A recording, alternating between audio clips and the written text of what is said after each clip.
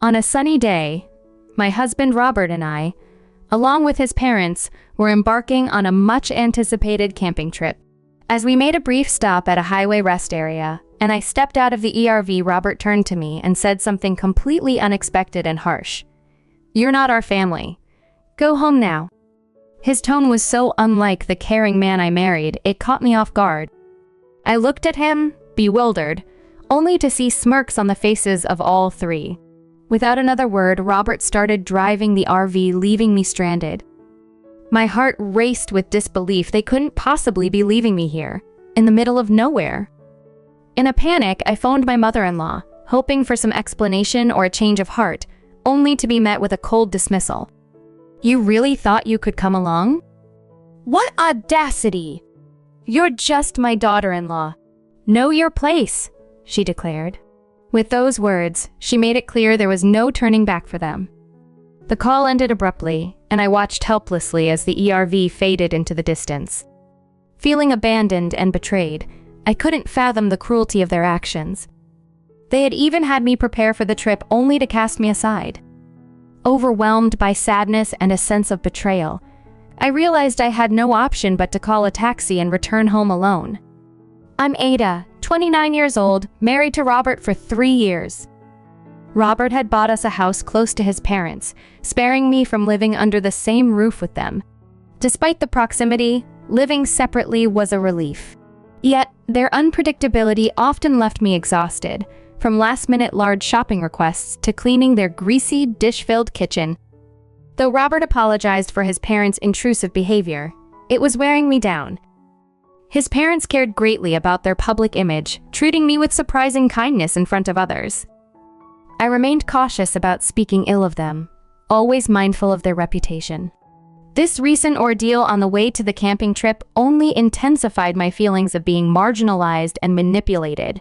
It was a painful reminder of the delicate and tense dynamics within my family.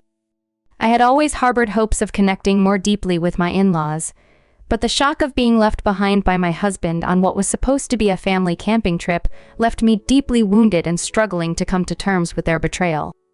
The idea for the camping trip surfaced unexpectedly 1 week ago during a visit to my husband's parents on our day off. While cleaning their storage room, I stumbled upon an old lantern, which sparked a conversation about camping. "Oh, that? We bought it in case of a power outage and completely forgot about it," my mother-in-law explained dismissively. My own fond memories of camping with my father, who is an avid camper and owns an RV, led me to share my experiences and inquire if they too enjoyed camping. My husband's eyes lit up with enthusiasm as I spoke. "That's amazing! I've always wanted to try it," he exclaimed. It was then decided on the spur of the moment we would embark on our first family camping trip the following week. "Allison, please rent an RV for us," my husband said. I was hesitant to ask my father to lend us his prized RV, knowing how much he cherished and meticulously maintained it. My husband sensed my reluctance and urged, "It's our first time camping, and we don't know what we need. It would be safer to borrow your dad's RV. Besides, I want to make this a fun trip for my parents." "Please, Ada." Feeling somewhat cornered by his plea, I agreed to talk to my father. To my surprise, he was more than willing to lend the RV. "Really? Are you sure? I thought you might say no since you always take such good care of it," I expressed my concerns. "If it's for you, Ada, I'm more than happy to lend it, and I'm touched that you want to please Robert's parents," my father responded warmly. He even went the extra mile by providing a complete set of camping gear, selecting beginner-friendly equipment, and explaining how to use each item. I left my father's house feeling supported and optimistic about the trip. This preparation and my father's generosity made the subsequent abandonment by my husband and in-laws all the more painful and incomprehensible. The experience left a bitter taste, complicating my feelings about family ties and trust. My father's enthusiastic support and willingness to lend his cherished RV warmed my heart immensely. I was hopeful that this camping trip would bridge the gap between my in-laws and me. Energized by this possibility, I threw myself into the preparations, securing a campground equipped with electrical hookups and located near a hot spring, which I thought everyone would enjoy. When I shared the details with my husband and in-laws, their response was enthusiastic. "We're so lucky to have you, Aita." "I'm so excited, I can't wait!" they exclaimed. Their excitement boosted my spirits, and I was glad to see them happy. On the day of the trip, I climbed into the ERV buzzing with excitement as we hit the highway. My heart was full of anticipation as we drove towards the campground. However, after some time on the road, my mother-in-law's demanding nature resurfaced. "Robert, I'm thirsty. Can we stop at the interchange on our way?" she asked.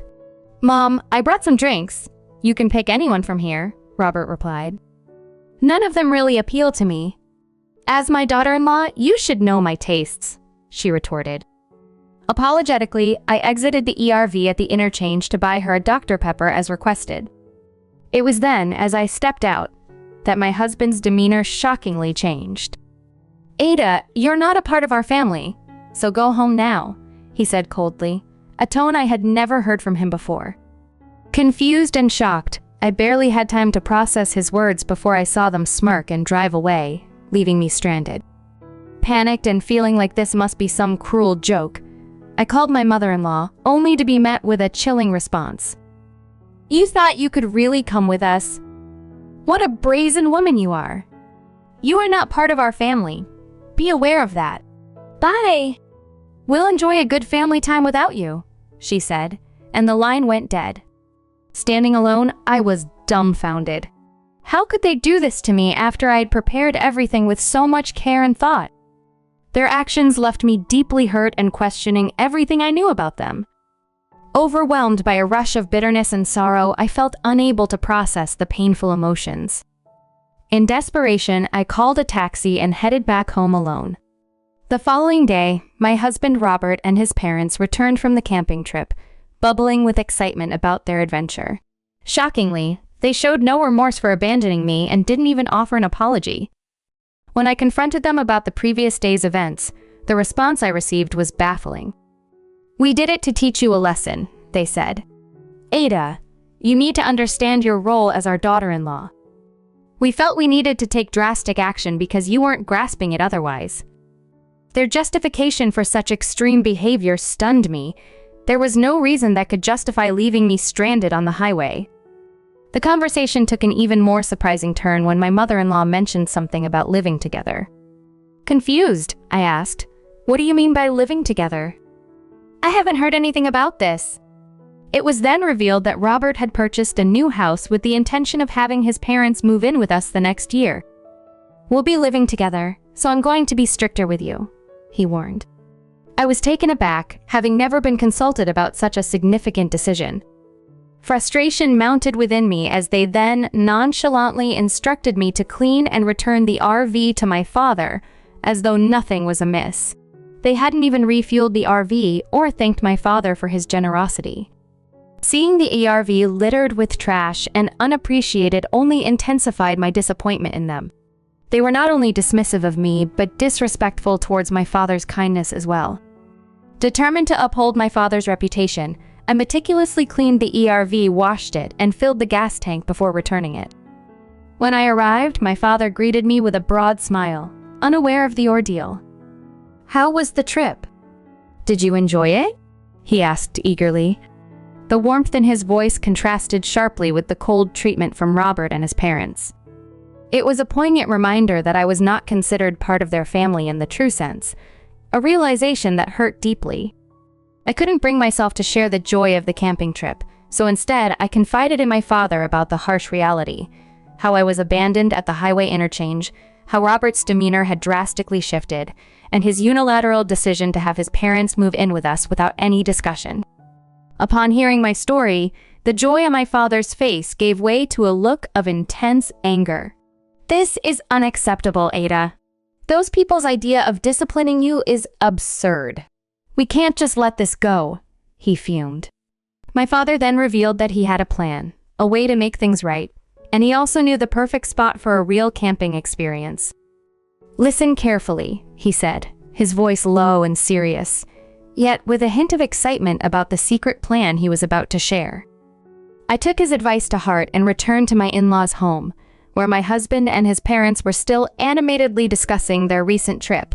Spotting an opportunity, I approached them with a composed smile and spoke in a gentle tone.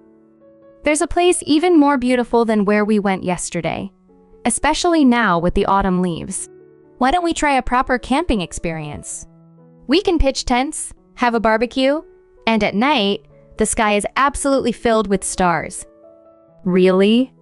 Where is this place?" they asked, their interest piqued. "It's a special spot I'd rather keep secret." "Can I come too? To fulfill my role as your wife?" I asked, playing into their narrative.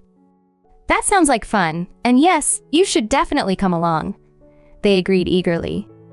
We planned the trip for the following weekend. As usual, they loaded me with all the preparations and continued their attempts to teach me discipline, but I was undeterred. I meticulously prepared, keeping my father's secret plan in mind. When the day of the trip arrived, I drove us in my father's RV to a remote campsite, which they found utterly mesmerizing. "It looks like our own private site," they remarked, visibly excited by the new setting. After setting everything up, they decided to go for a walk to enjoy the scenery. "We'll leave you to set up the tent, Allison," they said as they walked away, leaving me alone with the campsite.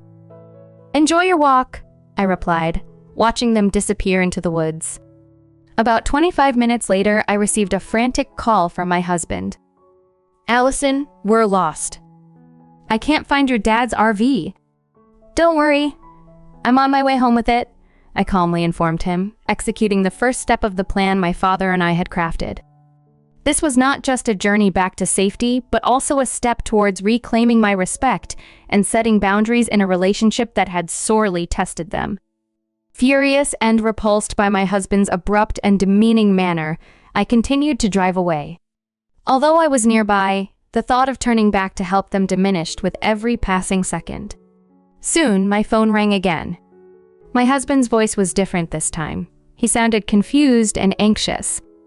I can't set up the tent. It's starting to rain and my parents are getting angry. It's getting cold. What should I do?" His voice trembled as he spoke. "That was quick," I remarked dryly, feeling the irony of their sudden regret. "Why don't you look up how to set up a tent on YouTube?" Forgetting the tent, my husband blurted out in frustration. My father pulled it too hard and it ripped apart. "Aita, you've had your fun. Now fix your attitude and come pick us up." "I'm not coming," I responded firmly. "If you walk for about an hour, you'll reach a broad road.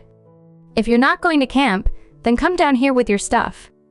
"Just because I'm asking you nicely doesn't mean you can get all high and mighty," he retorted, his tone sharp and dismissive.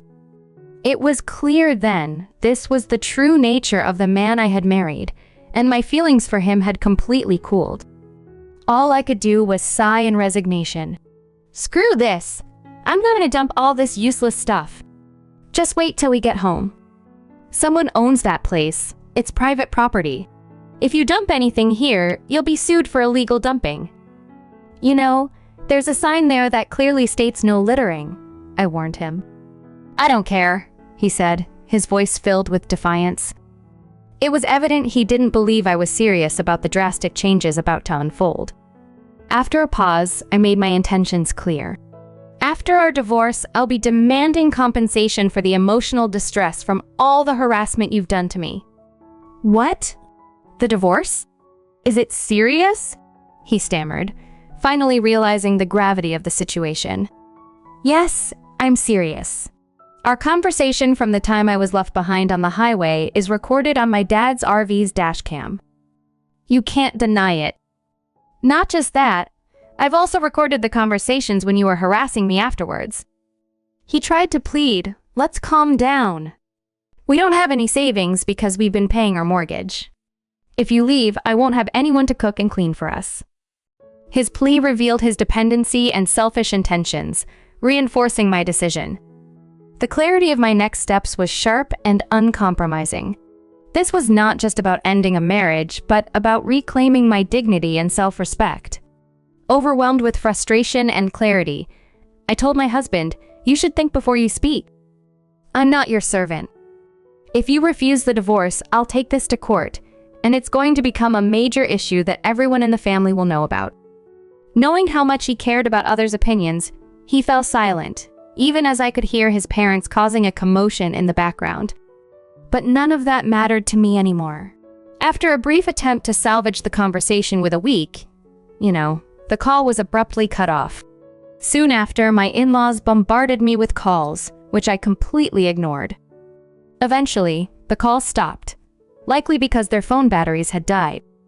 My father's plan for a subtle revenge turned out to be a resounding success.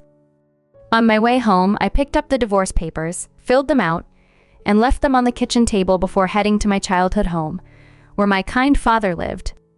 For some unknown reason, it took my husband and his parents 5 hours to come down from the mountain, a trip that normally took just 1 hour. Should have used Google Maps instead of bothering me, I thought to myself, shaking my head at their foolishness. Driven by desperation to persuade me to stay, my husband later showed up at my parents' house, visibly furious. "Aita, get out here now! I'll teach you a lesson," he yelled from outside. I coolly replied, "If you have something to say, talk to my father. He's quite upset, so this might not end well for you." My towering and formidable father confronted my husband at the door, shutting down any further outbursts. Moreover, they had left their camping gear and tent in the mountains, which led to them being sued for illegal dumping.